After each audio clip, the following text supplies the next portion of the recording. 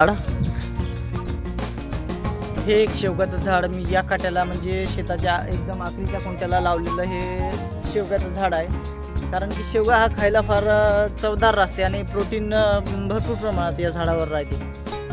त्याच्यामुळं हे शेवगाचं झाड इथं आखरी कॉर्नरला मागच्या वर्षी पण एक लावलं होतं, पण मागच्या वर्षीचं झाड हे काहीतरी कारणास्तव ते वाळून गेलं, म्हणून एक नवीन झाडाचं प्लांटेशन इकडं केलं आणि एक छोटंसं जांबाचं झाड इथं लावलेलं आहे.